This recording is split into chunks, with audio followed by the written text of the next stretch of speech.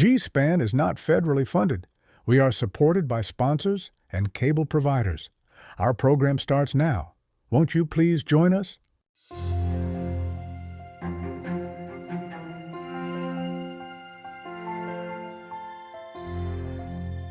Today is April 24th, 2023, and I'm Chad Underwood for G-SPAN. This is day 2 of the 118th Congress hearings on the nominations of United States Marshals submitted by President Campbell. At 9 a.m. Eastern, the chair of the Judiciary Committee, Senator Victor Hawks, is scheduled to call Supervisory Deputy Marshal Wyatt Marlow to the stand. This is a most interesting day for a number of reasons. The nominee, Deputy Marlow, is the same member of the US Marshals who cracked the now infamous Chinese DreamWax drug pipeline operation. The same case which saw charges being filed against 73 individuals in 14 different countries and intercepted $2.4 billion in illicit designer drugs. It will also mark the first time a nominee attends these hearings via video conference. Deputy Marshal is stationed at the Amundsen Scott Research Station, located at the South Pole. Due to the current winter season, all transport in or out is not possible until October of this year. Due to this unavoidable situation, and thanks to Beauregard Lowing Corporation, additional Skybridge satellites have been deployed to allow for high-speed, uninterrupted video communication. Finally, this hearing has been one of the most talked-about events in the past month and has been constantly trending on social media. The nomination of this nation's #1 law enforcement agent, who is mostly known by his nickname, the Ice Sheriff. Today's hearings is expected to bring in an impressive 20 million viewers, a record for any single program on G-SPAN. In an unusual turn of events, of the 12 nominations made by the President of US Marshal, only one was listed as requiring direct testimony from the nominee by the Judiciary Committee, Wyatt Marlow. This has only intensified the public's interest and has a large majority of America tuning in. As you can see, Committee Chair Hawks and the others have entered the chamber. An impressive showing with 20 of the full 22-member committee. Deputy Marshal Marlow is on a television display before the court, and as expected, the gallery is standing room only. Let's move now to the senator who is opening the hearing. Committee will now come to order. Good morning, everybody. Before this hearing Before it starts, I want to remind everyone present that this is not an Eagles game or any other sporting event. This is the People's House. A place created to uphold our laws and traditions. It is a place of integrity and honor. All those within will take this to heart and conduct themselves accordingly. All right, this morning we have scheduled, nomination from President Campbell of Supervisory Deputy U.S. Marshal Wyatt Marlow to U.S. Marshal and establishing the 95th Marshal's District on the continent of Antarctica. That is a cold task. Okay, now I understand that Deputy Marlow is presently on that station and is snowed in or some such. Is that correct? Mm-hmm. And I assume that is him here on the zenith there? Yes, Senator. Supervisor U.S. Deputy Marshal Wyatt Marlow, sir. All right, well, let's get you all sworn in at least and do that part properly. Please rise, young man. Right hand in the air. Do you solemnly swear the testimony you will give before this committee on the Judiciary of the United States Senate will be the truth, the whole truth, and nothing but the truth, so help you God? I do so affirm. Thank you, and you may be seated. Okay, for the record, you were nominated by the President to serve as a U.S. Marshal in anticipation of the 95th Federal District being passed by Congress this year. Mr. President always puts the cart before the horse, doesn't it? Classic Bruce. Nominated and appearing before this committee is Deputy Wyatt Marlow, 25 years of service with the U.S. Marshals. Captured over 500 federal fugitives, including multiple top 15 most wanted individuals. Personally led the successful recovery of a high-profile missing witness in 2 separate WITSEC breach cases. Operating classified joint operations with the FBI, DEA, and DHS, tracking international fugitives. Played a pivotal role in dismantling a major human trafficking ring, earning recognition from Interpol. Negotiated the surrender of a heavily armed fugitive after a 12-hour hostage standoff, saving 4 captives.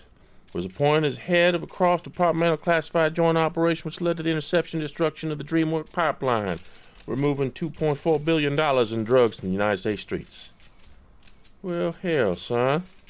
I'm not sure if I'm supposed to salute you or try to get you to marry my granddaughter. Let's see, you have received the Director's Honorary Award, Distinguished Service Award, Meritorious Service Medal, Purple Heart Commendation 2 times, Fugitive Task Force Award 3 times, WITSEC Distinguished Service Citation, and a Special Operations Group Citation. You received the ATF Medal of Valor for confronting an armed suspect during a joint federal operation, the Presidential Unit Citation for involvement in a multi-agency counterterrorism takedown, also the Congressional Badge of Bravery for acts of heroism beyond the call of duty. Quite an impressive service record, Mr. Marlow. Quite a service record indeed. So, do you believe you're worthy of the honor you were nominated for by the President? Senator, I will not bore anybody with opinion of myself. I will simply let my record and accomplishments speak for themselves and defer the wisdom of my elders and those more learned than I to determine my worth. Order. Oh, I assure you, Mr. Marlow, we intend to do exactly that. I know most people think we all just sit here and rubber stamp nominations that come across our desk, but I assure you nothing could be further from the truth. No, there's a reason we have extensive background checks conducted, investigations made, a procedure that will be put on full display in this hearing.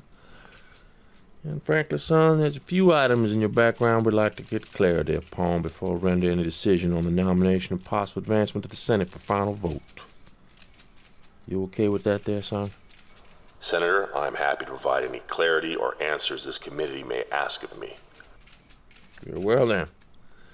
Well, let me lay out the mechanics of how this will work today. There'll be one round of questions. Each senator will have 20 minutes, which is twice as long as we normally allocate for these questions. But given the importance of this hearing, please remain within your allotted time. You know what I'm talking to over there. Now, the matter of the nomination of Bass Marlow to the position of U.S. Marshal District 95. Does anybody seek recognition to speak on Mr. Marlow's nomination? Mr. Chairman. Ranking Member Senator Tillis. Thank you, Mr. Chairman. And thank you, Supervisory Deputy Marlow, for being with us, even if it's only by video call.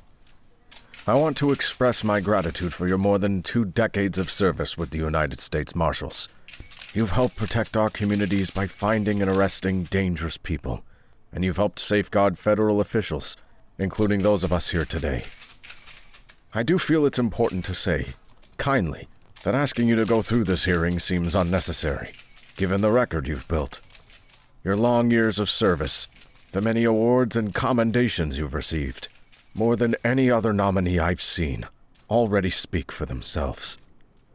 Deputy Marlow, I can't speak for every member of this committee, but I feel I should apologize for the burden of this process, and I only have one simple question for you.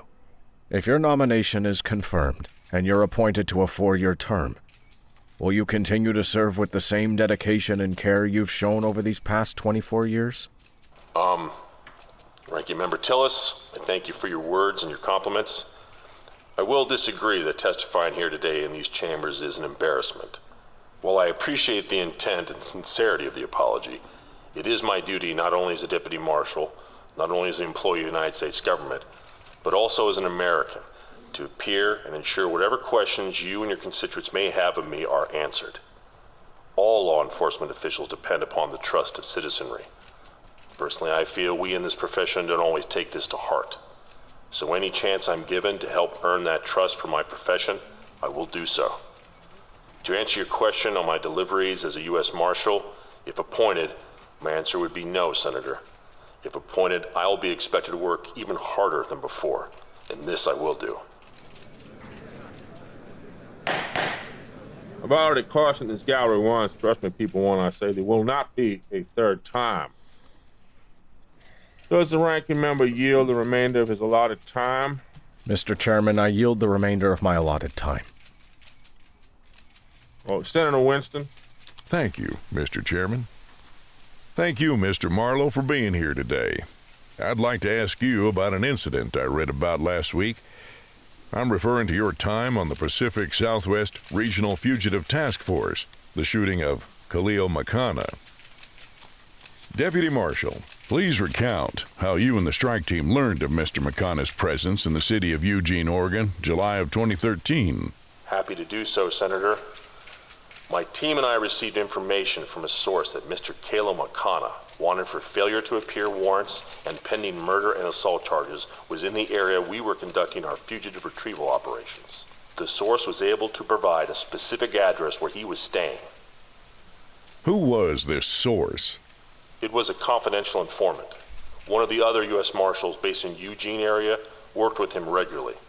His name was Pearson, if I recall correctly. This Pearson was a reliable informant? Senator, I was not directly connected to him, but from what the deputy marshal who was told me, the intel he provided was usually reliable. Usually, not always? Senator, I have no reason to doubt my fellow deputy marshal, who was familiar with the informant, and if he said the information could be trusted, it was good enough for me to act upon. This criminal informant of yours, I do apologize. You testified he wasn't your criminal informant, but your fellow deputy marshals. What did you decide to do with this second-hand account from a person whose title included the word criminal? Mr. Chairman, I object to Senator Winston's tone and move that this question be stricken from the record. Could you rephrase the question, Senator Winston? Happily, Mr. Chairman. Deputy Marlow, with the information provided by the criminal informant, how did you and the team choose to use it? Senator, we reported the information to the operations commander, and a decision was made to consider it actionable. We were granted permission to conduct a surveillance operation of the address we were provided. Information from the aforementioned criminal informant? Yes, Senator, that is correct. So, you conducted surveillance on the home you were told he'd be. I believe in the vernacular, it's called a stakeout. And did you locate him? Senator, we did identify him in the course of the surveillance operation. Right, I did forget a question I had. What did the criminal informant receive for this information he gave to your group? What was the quid to his pro quo? Senator, I believe he had pending charges he was facing. A misdemeanor charge of being in receipt of stolen goods, a nonviolent criminal offense. Okay, I got a better picture now. So, you see your suspect, and you have a warrant for his arrest? Yes, Senator, we did. Several. So, you charged him and put him in custody? No, Senator. By the time we had established positive identification of Mr. McConaughey, he was just entering a third party's home. While it was a known drug pad, we had no warrant to enter those premises as per Stagrad v. United States in 1981. An arrest warrant alone does not allow police to enter a third party's home. So we called back to the office and asked a federal magistrate who was on standby to issue such a warrant. You received the warrant and then went in? No, Senator. As we were awaiting the approved and signed warrant to be delivered, the team and I witnessed a car stop in front of the house. 2 male suspects came out and were bringing a young female with them, and against her will. She fought the 2 males as much as she could, screaming no and let me go, and did not appear to be going willingly with them.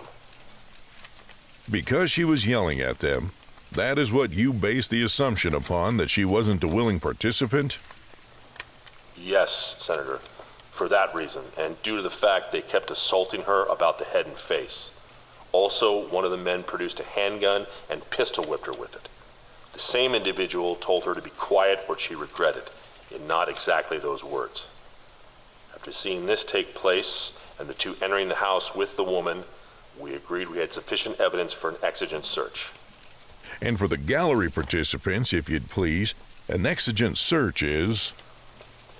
When circumstances such as if officers perceive imminent threat to life or property, or risk evidence being destroyed, or if a suspect being chased runs into a home. In those instances, and if we believe another reasonable officer would also find it urgent to act, we can enter a residence or place without a warrant. My allotted time is running short here, Deputy, so let me summarize events coming from the report you filed. You and the team called the assault in, entered the house, shot an unarmed individual immediately upon entering. A shootout with barricaded suspects commenced, including the one you were originally there for. When the dust settled, every occupant of that house, including the woman you saw being forced inside, was dead. Only the US Marshal team was standing. Deputy, when did the warrant you requested, the one before you saw the woman being taken inside, finally arrive? 0240 hours, Senator. And remind us, at what time did your team enter the residence? Senator, it was 0235 hours. 5 minutes? 5 minutes to have a proper warrant. Perhaps an additional local city officer or two for backup? Don't you believe the circumstances could have been different if a modicum of caution was being displayed? Senator, with respect, nobody can know what could have been with accuracy. It may have still gone the exact same way, or it could have been worse, and marshals could have been killed. There is no way for me to predict the future.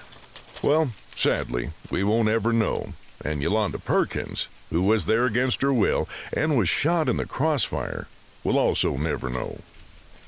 Thank you, Mr. Chairman. My time is up. Senator Kelsey, you're up. Let's keep this train moving, people. Thank you, Mr. Chairman. Thank you, Ranking Member Tillis. Deputy Marshal, was the account we just heard fully investigated by multiple agencies? And wasn't the full Marshal team found not to be at fault? That is correct, Senator. Very good. Moving on now to your fugitive apprehension of Declan O'Sullivan, a.k.a. the Oma Leprechaun, on June 2011 in Cincinnati, Ohio. Took him into custody that same evening, Murphy's Pub in Clifton Heights section of Cincinnati. I have to ask, Deputy, why was he called the Leprechaun? Senator, Mr. O'Sullivan, in addition to being a member of the real IRA and being a #1 wanted fugitive of the police service of Northern Ireland for his involvement in the 1998 Omagh bombing, he stands at 5'3" tall. He was given the name by the media after his description was made public. He despised it and would often get into fights when somebody made a reference to his height, which, given his thick brogue, was often inevitable. I see. Thank you for explaining, Deputy. Please continue with the events after his arrest. O'Sullivan wasn't difficult to detain as he was very intoxicated at the time. We were more concerned with the local college kids who were unhappy with us extracting what they had come to see as the pub's drunken, unofficial mascot. We had secured him and drove back to police station number 2 by the Ohio River on the Kentucky-Ohio state line. He refused to speak to anybody until he could meet with the Consulate General's Office of Ireland. In Cincinnati. Senator, we believed it to be nothing more than a delay tactic ourselves. Mr. O'Sullivan was wanted in Ireland, England, Wales, France, Spain, and also managed to have a red notice on him from Interpol. The marshals were there to serve a provisional U.S. arrest warrant for extradition based on the UK court warrant we had. After his processing, we placed Mr. O'Sullivan in protective custody and isolation in a federal safe house nearby. It was the evening after his arrest that he was removed from the U.S. Marshal's protective custody. Your report reads... 1 second. Mr. O'Sullivan was handcuffed to a bed where he was sleeping when the electricity to the house was interrupted. A concussion distraction device was thrown into the room next door where 4 marshals were sitting. It discharged and entry was made from an unknown team who extracted and removed the leprechaun from our custody. In the initial moments of entry, shots were fired from the marshals at the door into the house. Return fire was experienced, and in process, I was shot in the left outer thigh, momentarily incapacitating me. So, Mr. O'Sullivan was freed by this team. Senator, that is correct that he was freed, but what we later learned was that the entry team, as we suspected, was in fact a lone operator. I'm sorry, okay. So, a single man is placed into a federal safe house, protected and cloaked from general public knowledge. They located the room the fugitive was in, temporarily rendered ineffective 5 United States deputy marshals, shooting you in the process, and successfully made it out with the fugitive. Senator, it wasn't a male, it was a female. So you and your team were beat up by a girl. Senator, it'd be more accurate to say myself and my team were bested by a highly trained woman who was working with the British MI6 as well as a U.S. Defense Intelligence Agency who also had the element of surprise and potentially inside information at her disposal. So then you were sucker punched by a girl, forgive me, a woman, this agent Jocelyn Fowler. I would not describe it in those exact words, Senator, but yes, Agent Fowler was responsible and later managed to get O'Sullivan out of the country and to London. Well, thank you, Deputy Marshal, for the enlightenment. Mr. Chairman, I yield the rest of my allotted time. Thank you. All right, it's now 12:45, and I don't know about the rest of you, but I need a palate cleanser after everything we've absorbed this morning. This committee will suspend for lunch 2 hours and reconvene at 2:45 to continue with the interview of the nominee. Committee is in recess.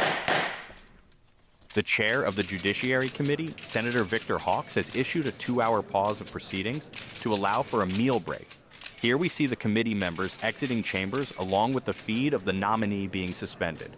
To recap the morning's proceedings, Deputy Marshal Marlow was questioned on his qualifications and history with the Marshal's office, and in relation to his nomination to become the first U.S. Marshal of Antarctica, what would be the 95th Federal District of the United States.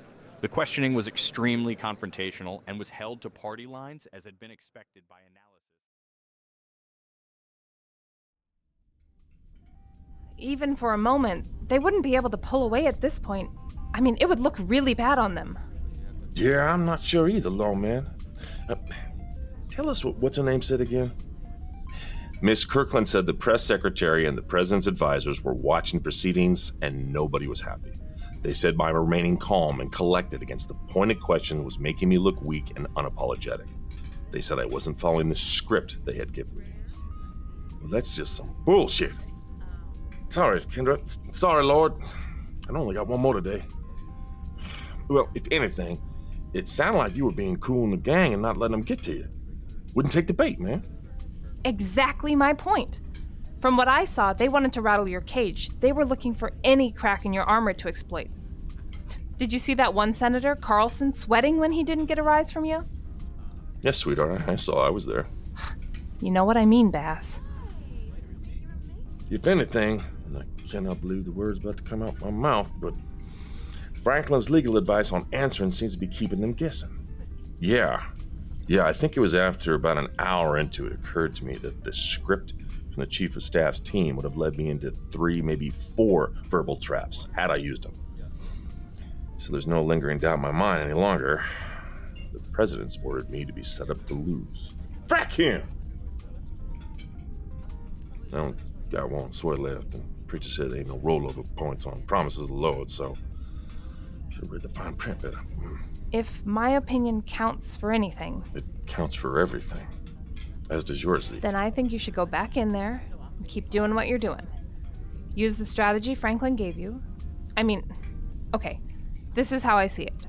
You use the prepared notes and the directions the White House gave you, and you're sure to slip into quicksand. As you try to get out, they'll push you deeper and deeper, or stay off their scripts. Stay with Franklin's coaching and keep them off guard. Their way, you'll lose 100%. Our way, you still have a fighting chance. As much as he's been trying with the media influencing and his Office of Citizen Morale, he's not winning any points with the public, and this is very much the court of public opinion you have going for you. That is where you thrive, baby boy. Bass, the public loves you. You their boy, and every news report leading up to this has been nothing but excitement and positive. These senators know this, and they want to get the public against you, and all it's gonna take is one outburst from you, and like Doc Jennings says, they got the end. Don't fall for that stuff. I got an hour before I have to get back there. Just enough time for me to get... Oh, hey there, Marshal. Don't you worry, I went ahead and got your favorite breakfast all set up as soon as I saw you walk in. Now, I know I'm supposed to be nice to everybody, but I don't mind telling you, After what I just saw on the TV while I was setting up my kitchen, oh boy, I'm ready to give those leader-type folks a real piece of my mind, don't you know? Oh, darn tootin' ya, sirree, Bob. Thank you, Miss Alice. And thank you for your support. Well, don't think nothing of it, dear. Please go ahead and sit down now. All right, Zeke, Kendra, what can I get you kids for breakfast? And don't you go worrying none if it ain't on the menu this morning. I'll whip up anything yous twos want. Have to make sure your cheering squad is just as fed as our Marshal here. You're the best, Miss Alice. But I'm not actually feeling the best this morning. My stomach is queasy. It's probably from getting up at 3 a.m. to watch Bass's hearing. So I think just juice and toast for me today. Uh-huh. Well, that's one grilled cheese and tomato soup that you always order when you get anxious or need a bit of feeling better. You are looking a bit flush over there. Oh, don't worry, sweetheart, I gotcha. I'll also bring some hot ginger tea for your tummy. And what about you, new leader, Mr. Bustamante? Honestly, Miss Alice, I could go with some grits and shrimp.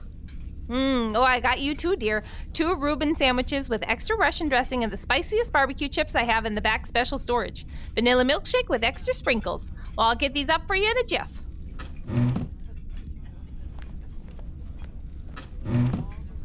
Does anybody else find it weird when she knows what we really need, even when we don't? Chalk it up to just one more mystery on the ice. Extra sprinkles? Yeah, that's how Grandma B used to always do it. She put on extra sprinkles anytime one of her grandkids just got a whooping and a skin knee from playing outside. So don't you go throwing shade at my sprinkles, Bass Marlow. Give you a good old ass whooping before you go back. Oh, dang it, I used the last one on your dumb rear end. Oh, you know, be off my game the whole rest of the day. See what you did? Thanks, lawman. Gentlemen, maybe we should focus more on the problems at hand? I don't know. I have a fantastic breakfast. Literally my favorite sitting in front of me. I have the woman I love helping me out and my best friend who I got to slip for my own amusement. Bass.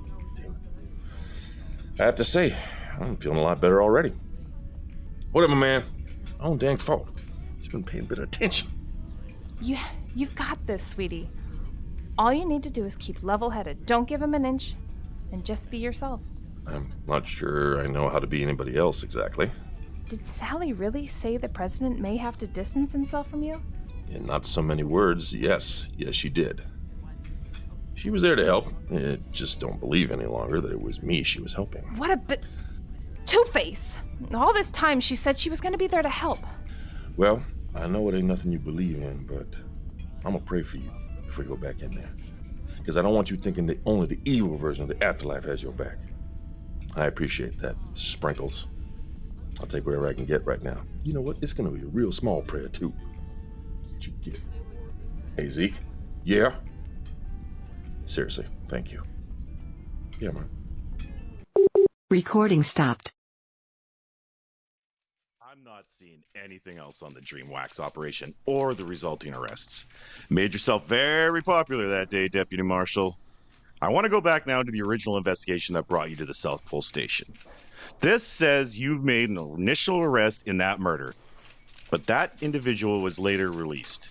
So then Josh Nichols wasn't the original suspect you had arrested for the murder of Dr. Mark Rodney?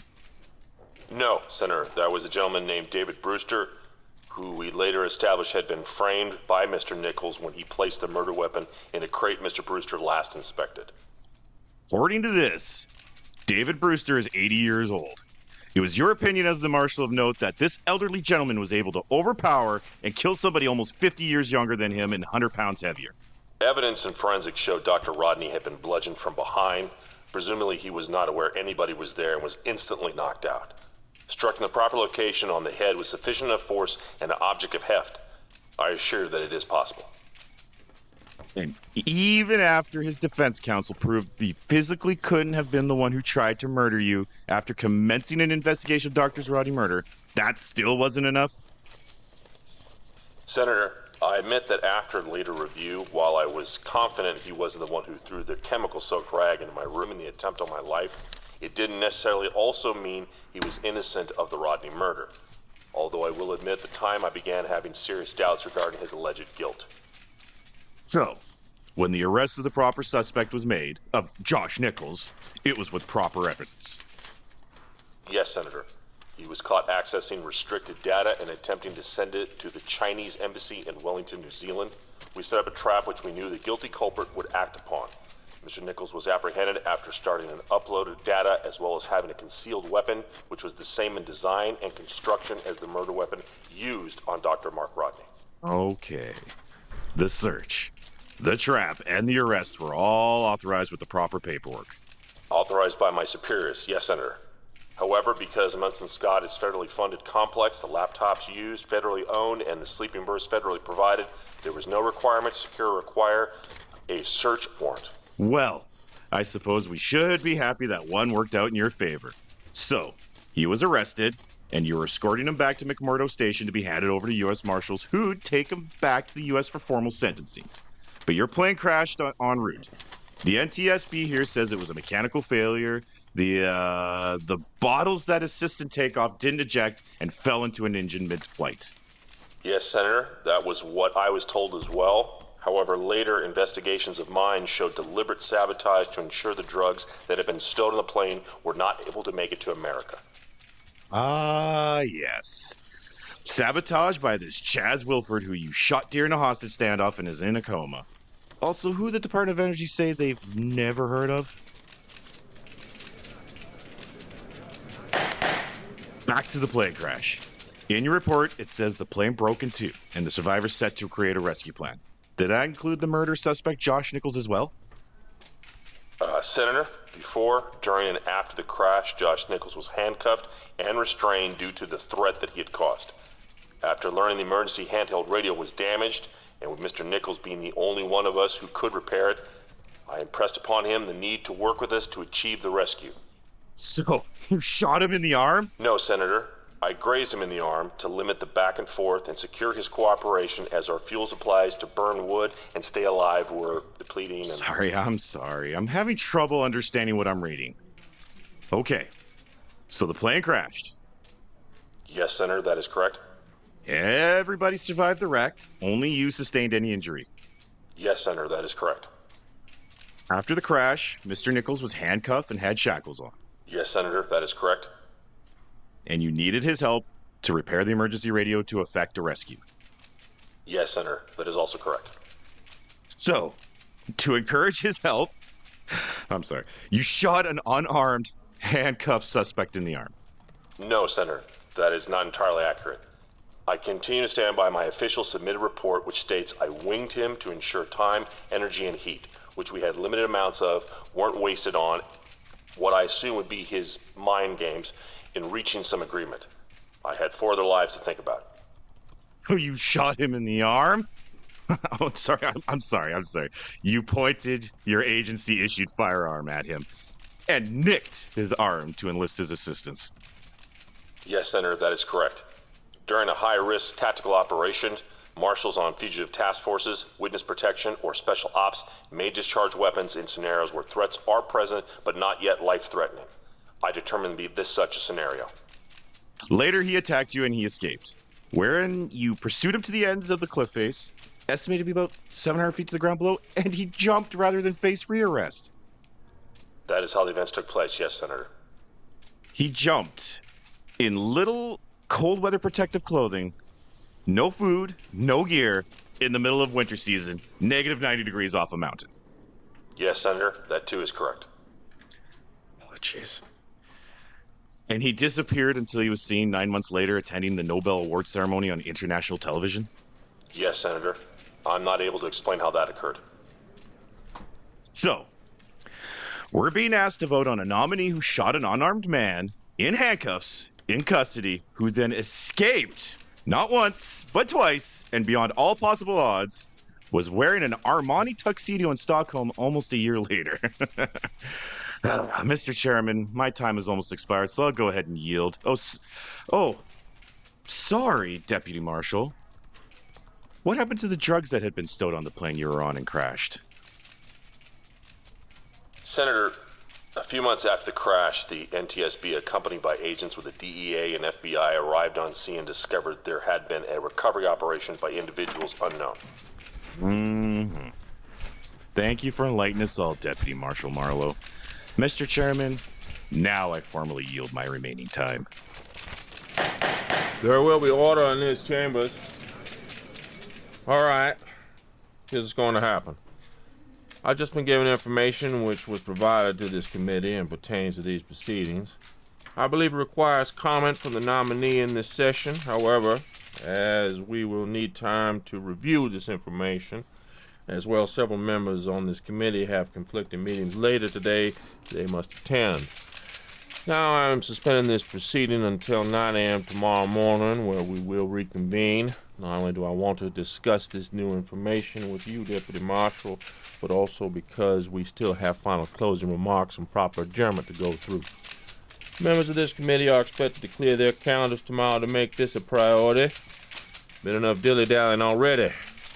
Mr. Marlow, we are in adjournment until tomorrow, at which time you'll be called to the stand to help us understand troubling information brought to light on your wife's passing, the investigation afterwards, and support from the Marshal Service since then, after which we'll be more than ready to vote upon the nomination and advance to the Senate. This meeting is adjourned until 9 a.m. tomorrow.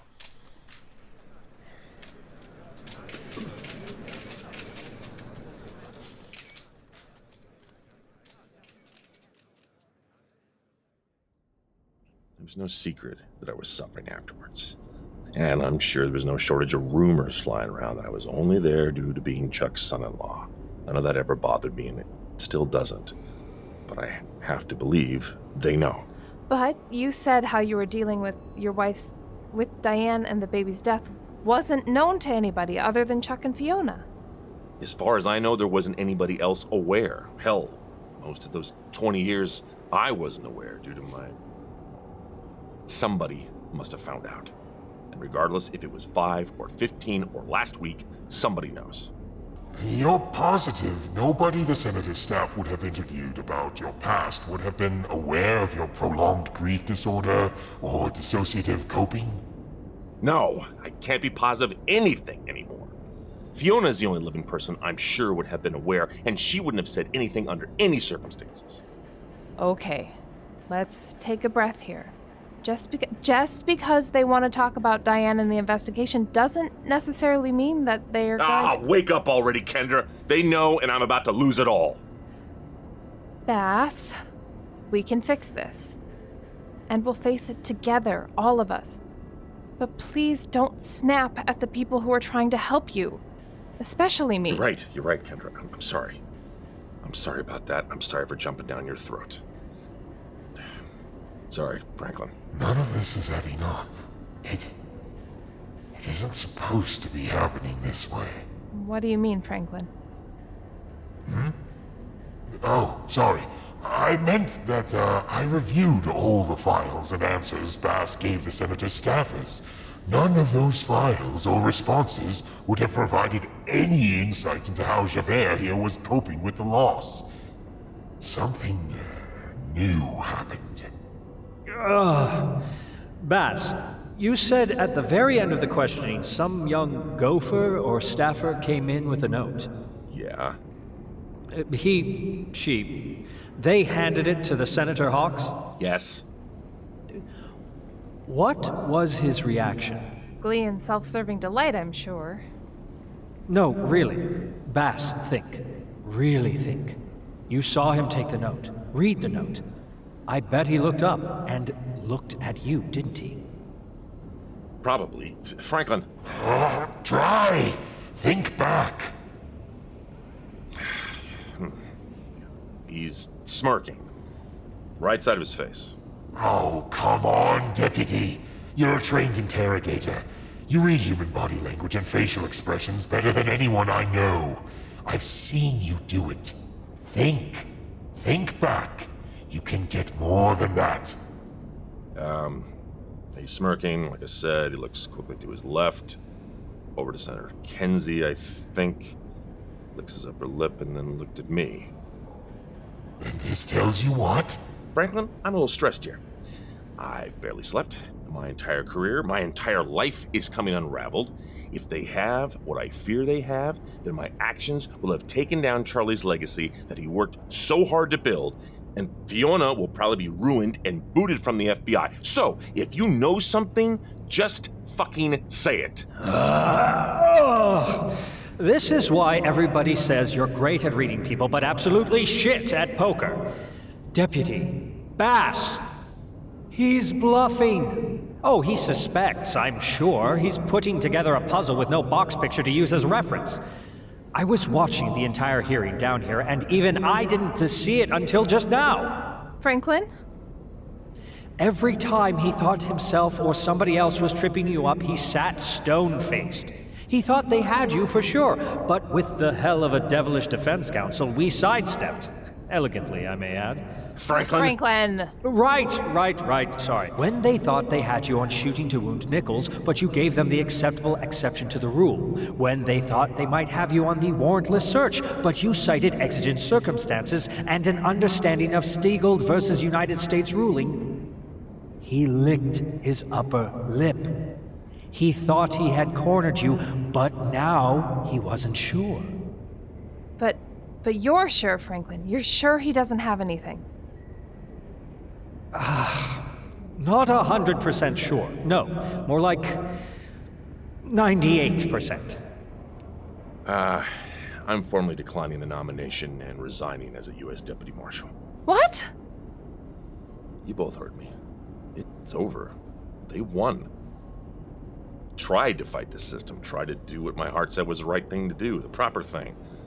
Well, now I've overstepped, and I've got too confident and too proud. And I forgot how my actions could have consequences on those I love and have lost. Javert, as much as I love the smell of the sin of pride, you can't give up. Sweetheart, I know it looks bad, and... Okay, I know you have emotions, a lot of emotions around this topic that are still healing and raw. But to throw in the towel? To surrender? That isn't the Bass Marlow I know. I've lost. No, you're tired, that's all. You have them on the ropes and they know it. They're going to the well of desperation with something they were obviously just given, and... You heard Franklin! They're bluffing. Trying to rattle your cage. Stick to the plan. Answer the questions they ask honestly and use the answers I gave you if you get in a bind. They'll try to trip you up, but I'm willing to bet they have not a damned thing. I'm not willing to make that gamble. I am shit at poker, remember? And I won't gamble with the lives and reputations of anybody else. No. Honey, Will you make me a promise? I know for a fact you always keep your promises. Will you make one for me? What's the promise? Go. Sleep on it. Go back to your berth, drink, sleep, have phenomenal sex. All of the above. Whatever you need to do to relax a bit. Don't make any final decisions until you hear back from me. If afterwards you think this is what you want to do, then okay. But will you promise to give me one chance? My plan B? I promise. Wonderful. Dr. Jennings, as a fellow connoisseur of Verdict Impossible, remember the episode when the cartel drug lord simply wanted to retire from the narcos life and sing opera professionally? What? Not the time, Franklin. Just get him back to your berth. Plan B is going to take some time to get set up, and I need to start now. I may need right up to the last moment. But, Bass, I've never known you to give up before. I'll be damned if you do so on my watch. Now go. I have a lot of very long distance calls to make. I hope I have roaming coverage. You two go. Leave it to me. A lot to do and little time to do it. Recording stopped. G-SPAN is not federally funded. We are supported by sponsors and cable providers. Our program starts now. Won't you please join us?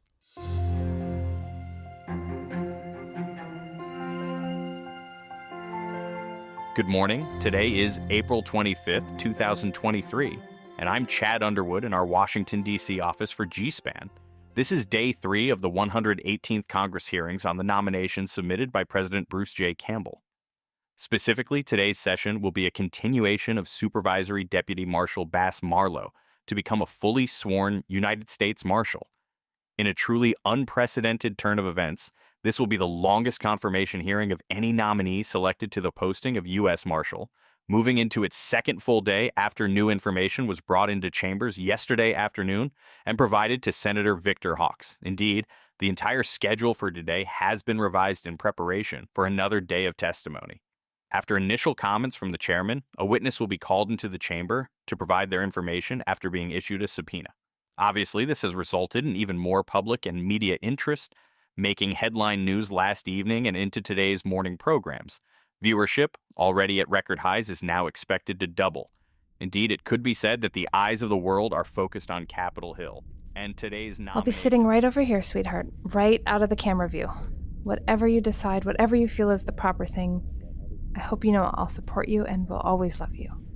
Regardless of if it's staying here or leaving the station, we do it together. I got an email earlier. They rearranged the docket for today.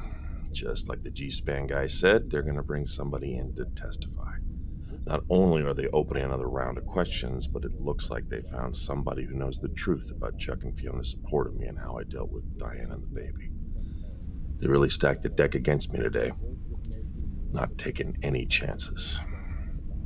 Does Franklin have anything yet? Well, I went down there an hour ago to check, and he was frantically working on something in there, but he told me he'd let me know when everything was set. Honey, they're about to start. I think we're officially... Oh, man!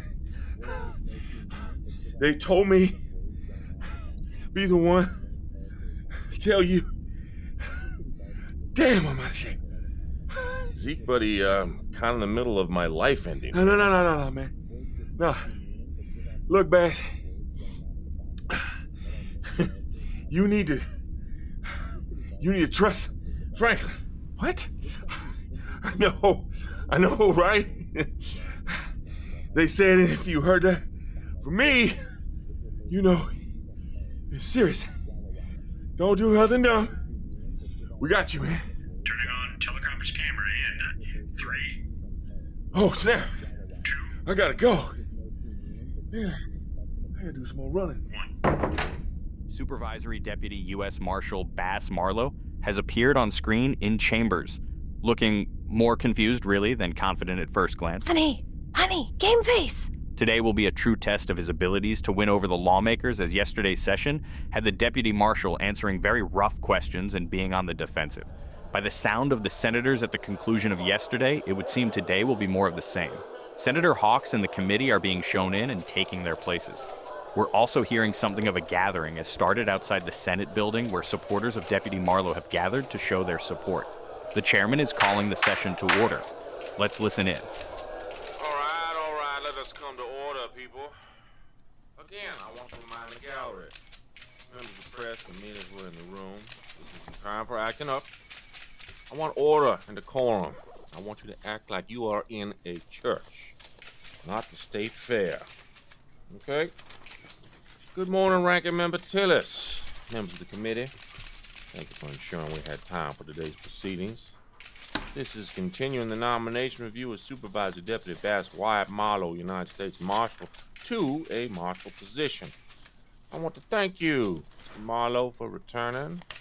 Thank you to the members of this committee who burned the midnight oil last night to get today's schedule shuffled around and up to and including proceedings after nominee Marlow's session. Today should be quite an interesting day. We're going to be digging into some truths that might be hard to hear, difficult to see, and even harder to swallow. But I have every confidence that by the end of today's hearing, we'll have the proper and just outcome. Now, Ranking Member Tillis, being on the other side of the political aisle, I'm sure you prepared opening remarks of your own in regard to the nominee. Senator Tillis. Thank you, Mr. Chairman. And I also thank you, Mr. Marlow, for returning today. It is my hope that I get to meet you in person one day, young man. Thank you, Mr. Chairman. And with that, I yield the rest of my time. Now, I just got done telling you people to keep it zipped. Senator Tillis, are you sure of those are the words that you want on the record? Yes, Mr. Chairman. That is my intent. All right, then. As you want it.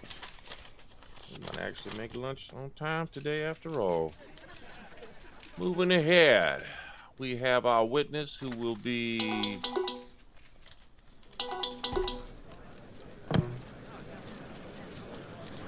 Oh, we're on? We're on now? Oh, splendid. Good morning, Mr. Chairman, distinguished members of the Judiciary Committee. I understand I've been asked to testify today regarding the nomination of Supervisory Deputy Marshal Bass Wyatt Marlow. But first, let's acknowledge the elephant in the room, or rather the cat on the screen. It seems my Zoom call has decided to embellish my appearance with this curious little filter. I have tried quite sincerely to remove it, and yet some masks refuse to come off. Now, before anyone grows concerned, let me offer this reassurance. I am, despite appearances, not a pussy. This is completely unacceptable and outside of protocol. Point of procedure, Mr. Chairman. Senator Buxton. Mr. Chairman, I direct your attention to the approved schedule. The individual before us is Mr. Cohen, attorney at law. I was sent information that Mr. Cohen has information important and germane to these hearings. His extensive knowledge of information in cases the nominee has been asked and responded to, including cases he worked directly with Supervisory Deputy Marshal Marlow. Thus, it makes his testimony both relevant and necessary. I want that mask he's got there removed immediately. Get it off. Oh, Mr. Chairman, some things cannot be undone. But I assure you, we are doing everything possible to get this pussy off my face. I will remind you where you are, counselor. You want to testify? Fine, but we are swearing you in now. Do you solemnly swear that the testimony you will give before this committee on the judiciary of the United States Senate will be the truth, the whole truth, and nothing but the truth, so help you God? Mr. Chairman, I always tell the truth. It's just that I know far more of it than others. I do so swear, this really is Franklin's time to shine. All right. Before us is a Franklin Cohen. Defense counsel, licensed to practice. The hell are you doing back here? Very good, Mr. Chairman. Such an appropriate pun of a question. You know why I'm here, but if we must put on a show, let's at least go through the motions, shall we? I am here because I was asked, and when old friends need a word, I find it unwise to ignore them. Besides, it's been so long since we've all had a proper chat. To answer your question, I am here as a character witness for Deputy Marshal Bass Marlow. Who subpoenaed you? Subpoenaed? Oh, no. That would have required formal service, which is quite impossible given that I'm at the same remote station as Deputy Marshal Marlow. Instead, I received a kind and irresistible request from none other than the Senator Zuri Buxton after my urgent email to her. So generous, really. Zuri, if I'm not mistaken, I do believe that is the Swahili word for beautiful. Love the power dress suit, Senator Buxton. Very Meryl Streep, Devil Wears Prada vibe you've pulled off. Kudos to you-dos, Madam Senator. And what exactly you wish to testify to, Counselor? Ah, finally, we arrive at Franklin's time to shine. I have known Deputy Marshal Marlow since his arrival on this station 2 years ago. In my capacity as legal counsel and, let's call it what it is, a humble purveyor of order, I assisted in the investigation and eventual arrest of one Mr. Joshua Nichols, who, as you well know, was responsible for the first homicide on this continent. The first stain of non-so-proverbial blood on the ice, as it were. Of course, I also worked alongside Marlow in dismantling the designer drug pipeline flowing through this research facility. You remember that, don't you, Mr. Chairman? Good senators of this committee, the voters whom you represent, more so than at any point in time in this nation, are looking for their better angels. I happen to know a few things about angels. They don't dwell in the heavens above. They won't be found in storybooks or in theaters or television. They walk amongst you. You have a prime example testifying here before you in these chambers. Supervisory Deputy US Marshal Bass Marlow is one of those individuals. A gentleman who is utterly beyond reproach. Franklin, what is your game? Oh, Jerry, you never change. I do enjoy a good game. A game of chance, of wits, of careful stakes. But what I do not enjoy is when the house is rigged, when the cards were marked before the hand was even dealt. And when that happens, you don't play the hand. Goodness gracious, no. You change the dealer. But yes, let's talk about games, shall we? Tempe, Arizona, 1970s. Senator Rockwell, I assure you, Deputy Marshal has never frequented those establishments. No. Poplar Bluff, Missouri, Senator Kitchener, no such shady real estate deals with bilking partners in his property portfolio. Missouri? Dreadful place. Foreign donations tucked into neat little offshore accounts? Senator Newcomb, I can personally confirm Marlow's books are cleaner than others. And Phuket, Thailand? Senator Winston? You won't find young, underage lads in seedy hotels from Bass Marlow's history. No, esteemed members of this committee. There are no dead bodies in his closet or under a summer home in the Hamptons. No. Now, how about yours? And there it is. That feeling. The moment a person realizes they are well and truly seen. So, shall we continue? Or would you rather discuss the real matters before us? What's the problem, senators? Does my avatar have your tongue? Oh, my, this is fun. A regular barrel of hairless apes. Or as the saying monkeys. I always forget. No matter. So, any more questions for me? Mr. Chairman, according to the day's agenda, it appears you had information to provide regarding the nominee's history. I'd like to suggest we forego that and move on to a formal vote. Seconded. You cannot second a motion, Counselor. However, I can and happily do. I second. Motion on the floor and second it is to proceed direct to a vote. Does anybody want to say any closing words? Mr. Chairman. Big surprise, Senator Buxton. Mr. Chairman, ranking member, and colleagues of this committee, I rise today to speak plainly because the people I represent don't have time for political games or self-serving theatrics. We are not here to put on a show. We are here to determine whether Supervisory Deputy U.S. Marshal Bass Wyatt Marlow is the right man to carry the badge and the burden of service in our nation's 95th district. Now, let's get something straight. This nominee ain't some paper pusher looking for a promotion. Deputy Marlow is the ICE sheriff, known across this country and across the globe for putting his life on the line when most folks would have turned away.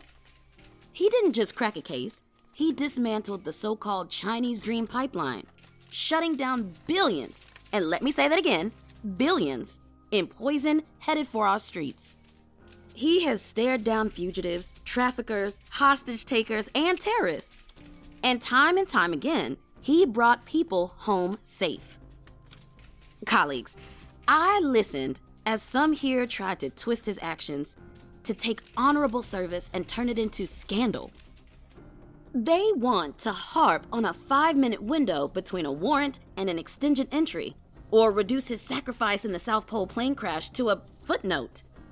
But I want you to hear what the American people already know. Bass Marlow didn't wait on comfort. He didn't wait on politics. He acted. He protected lives. And when it meant putting his own body, his own reputation, on the line, he did it anyway. I also took note, Mr. Chairman, that when pressed on whether he thought himself worthy of this honor, Bass Marlow didn't puff out his chest or polish his medals. He simply said, "I'll let my record speak for itself."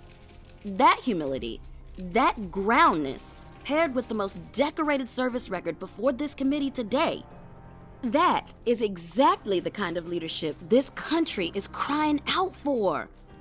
And let's be real, the public already sees it. They see a man who cannot be rattled by gotcha questions or partisan baiting. They see someone who embodies the principle that law enforcement isn't about ego, it's about trust. That's why people packed into these hearings. That's why they call him the ICE sheriff, because he is steady, he is fair, and he is unflinching. So, my colleagues may posture, they may bluster, but when the dust settles, the truth stands. Supervisory Deputy Marshal Bass Wyatt Marlow is not just qualified. He is the very model of what a United States Marshal should be. I urge this committee to do right by the people, do right by the badge, and advance his nomination without delay. Thank you, Mr. Chairman. I yield. Great. We'll move to voice a vote. All those approving the nominations say aye. Aye. Aye. Aye. Those opposed say nay. Any abstentions? Nominee carries by unanimous vote. None again and no abstentions. We're adjourned.